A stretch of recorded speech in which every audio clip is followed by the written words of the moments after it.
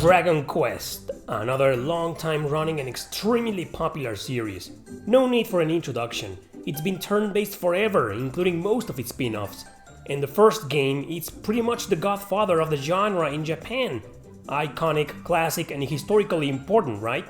We all respect this series a lot, but the truth is its battle mechanics couldn't be more simple, and that's totally fine. It's earned the right to be that way, just like Final Fantasy. Except Dragon Quest has always stayed true to turn-based. So despite the simplistic nature of their battle mechanics, which one has the best of them all? Dragon Quest XI, of course! Sometimes JRPGs evolve for the bad, but sometimes they evolve for the good. Echoes of an elusive age to make things even better is not only the best, it's way more engaging and addictive than most of the others. In my opinion, of course. So instead of the classic first-person view, you can now see all the characters in the battlefield. The interface of the menus and the controls are great, not sluggish or hard to understand. One of the greatest features is the pep up setting. By pepping up, the character's status increases temporarily and can also gain bonus on several attributes. And if 2 or more party members are pepped up, they can do a combination attack. Although some are better paired up with a specific ally, they can mostly work together to benefit the battle. Other than that, characters can use physical, magical, or skill attacks. Of course, exploiting the enemy's weaknesses is crucial to do more damage and have the advantage. Lastly, you know me, I love me some balance. This series is known for being a relentless group of corrosive grindfests. They can literally drain your gaming energy by leveling up all the time. Dragon Quest XI only does that during the post-game content, while the main story is completely balanced. In fact, the battle mechanics are so nice, it's actually a perfect entry for beginners into the series. Which prompts me to conclude this most recent entry has the best battle system of them all.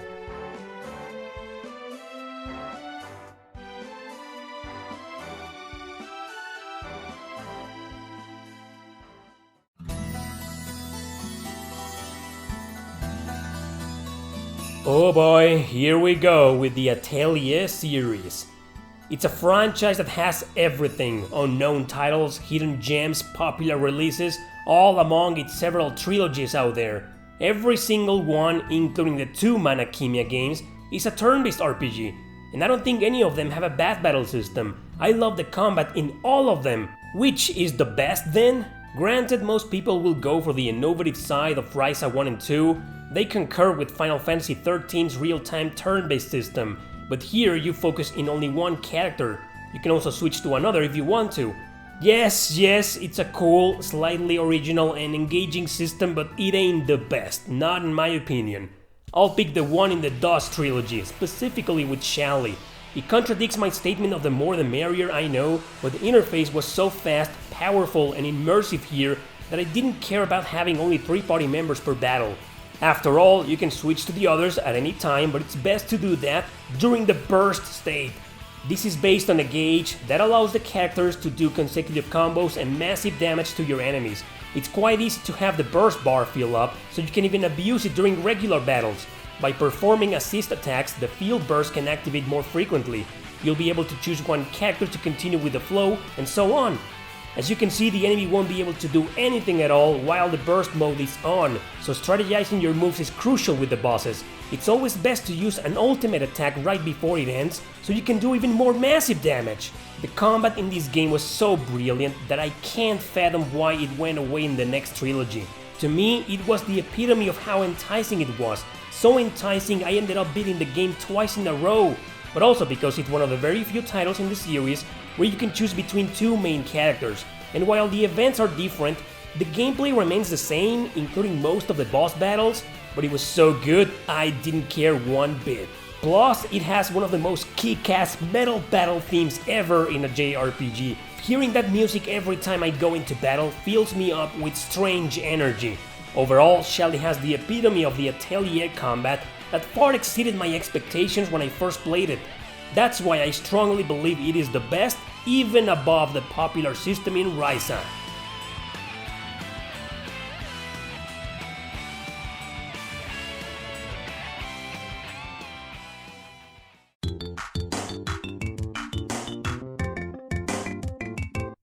The Mana series have consistently been action RPGs, except for that abomination on the Nintendo DS that almost killed the franchise. Over the course of time, we've seen a migration from 2D basic or rather clunky systems to fast-paced action in 3D. I said clunky because honestly, I was never a big fan of any of the battle mechanics.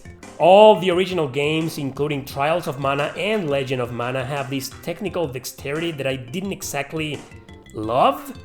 I love those two games, but I gotta admit their combat wasn't one of the bigger reasons why. Along came some Nintendo DS games that also didn't stand out, right after the big failure of Dawn of Mana. In that game, the combat seemed at least more engaging, but the camera and controls ruined it all.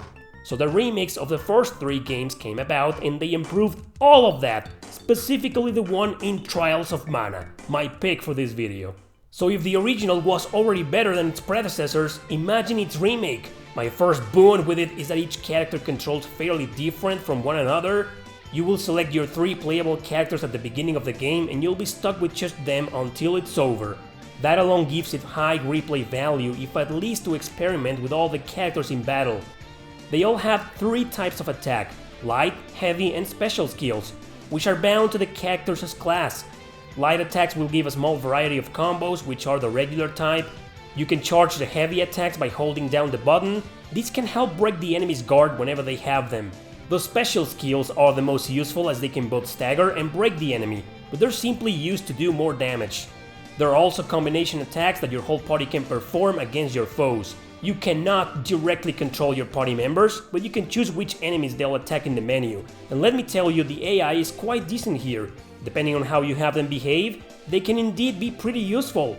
Now, I've mentioned before that the camera is quite important in 3D action RPGs. In Trials of Mana, I admit it isn't that great, but it shouldn't pose a major problem. If you target a specific enemy, it locks on you and said enemy, so whenever that happens, it works just fine. Leveling up gives training points to characters that you can allocate to increase their battle capabilities. It's basically an ability system with moves and passive buffs, something that wasn't in the original game. And you can also change class, eventually. Only downfall of this remake is that the cooperative mode is gone.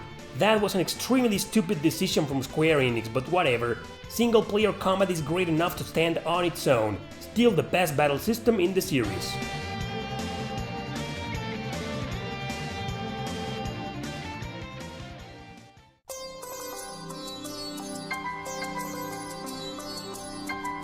Like many JRPG series I've been analyzing so far, Breath of Fire is yet another one that got better with each entry. That is until the train wreck that 5 was, which completely changed the system to something obnoxious and catastrophic. Then the unspeakable mobile garbage tragically came into existence to ruin the whole series. Well, I'm picking the last true game as the one with the best battle system of them all, Breath of Fire 4. I have several reasons to crown it as the Prince of Combat here. Number 1, for its time, the fact that you had a full active party was very impressive. 3 characters can fight in the front row while the others can act as reserve in the back. You can switch to any of them at anybody's turn, and while being in reserve, they can gradually recover HP and MP. Number 2, the interface of the system was superb. As much as I loved Breath of Fire 3, I almost hated its small-ass menu, which was confusing most of the time and hard to get used to. The one in Breath of Fire 4 couldn't be easier to use, especially since you can now choose each character's action in any order. Number 3, the combos. This was a first for the series and it may not seem that important, but then again, back then it was innovative. With the combo system, you can choose which skills or spells will be cast in order to take advantage of the battlefield. Actually, it may look irrelevant as well, but sometimes changing positions can also affect the flow of battle. I know characters are affected by status, and the higher their agility, the faster they are, but in Breath of Fire 4 you can use that to make the combo system even better. Number 4, I love the way it looks. Its isometric view was honestly a drag sometimes during navigation, but in battle it looked absolutely amazing. Especially with those hand-drawn sprites in all their pixel art glory. How can you not love these animations when they execute an attack or they cast magic? And number 5, the game lets you play with the main antagonist, and his skills are so OP that it's just amazing to experience his point of view. He's a one-man army, but just like Ryu, he can transform into a dragon anytime. I think those are enough reasons for me to position this combat as the best in the series. It truly became its pinnacle as the last great Breath of Fire in existence.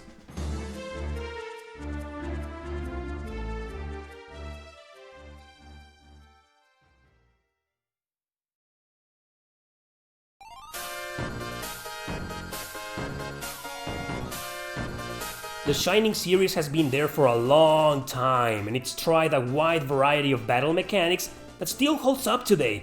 But at some point, it started focusing more and more into action than anything else, so it lost momentum. It was mostly known for its tactical RPG combat back at the early 90s, and in truth, it became one of the most influential and important of the genre. Along with Fire Emblem, Shining Force is practically the godfather of strategy JRPGs.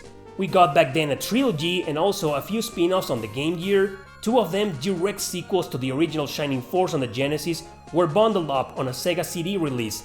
The third main game, however, was met with a troublesome localization.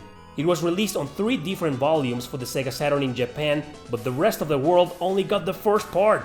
That's when the series went dormant until it infamously came back on the Game Boy Advance with Shining Soul. I said infamously because that game was bad, now being a lame-ass action RPG. Sega refused to go back to tactics for a while, and it continued on this way until the latest released, Shining Resonance Refrain. So which game in the entire series has the best system? Obviously the strategy RPGs. But if you want to get the action part out of the way first, it could very well be Refrain. It was released on the PS3 exclusive to Japan until its enhanced port for modern systems. It's actually been compared several times to the Tales series for reasons you're seeing right now. Controls are decent and fast, not as great as in most of the Tales games, but they're alright. Party members will fight with their own weapons, but they can also manipulate song. With this type of magic, they can affect the battle, specifically by using the melodic attacks. Weapons are basically instrument themed, as they can also be used by releasing an attack called Force. It's actually quite engaging, this system, and I prefer it over its lowly predecessors or even its Diablo Musou clones. Shining Force EXA was great, but I think I'd rather go with the system in Resonance. However, not a single action RPG in this franchise can top the highly iconic and influential strategy RPGs. Shining Force 1 and 2 have simply the best system in the entire series. For the sake of choosing only one, I'll pick Shining Force 2, simply because the interface was improved. Everything else remained the same. Characters will move on grids, with their range depending on the weapon or accessory equipped, but mostly on their speed and their class. Upon making contact with an enemy, they will enter a different battle screen. Sometimes both friend and foe will counterattack, and sometimes they can even attack twice in a row. Amount of damage, probability of missing, and all that jazz depend on the legendary RNG, Random Number Generator. Characters can only have a handful of items equipped, which can make the healing somewhat troublesome, but that's also where the strategy comes in. Knowing which characters to move where or to use for attacking is very important, especially considering that the experience they gain is individual, as in most grid-based tactical RPGs. Terrain affects most characters' movement, but the same applies for your enemies. No permadeath here, so you can revive your character at church back in town after the battle is over. I personally think the battle system in these games was more friendly than the ones in the first Fire Emblem games. It was a good approach for beginners into the genre, and it's still nowadays if you want to get into, but in the retro way. Overall, Shining Force 2 has the best system in the series, regardless of the category of the genre.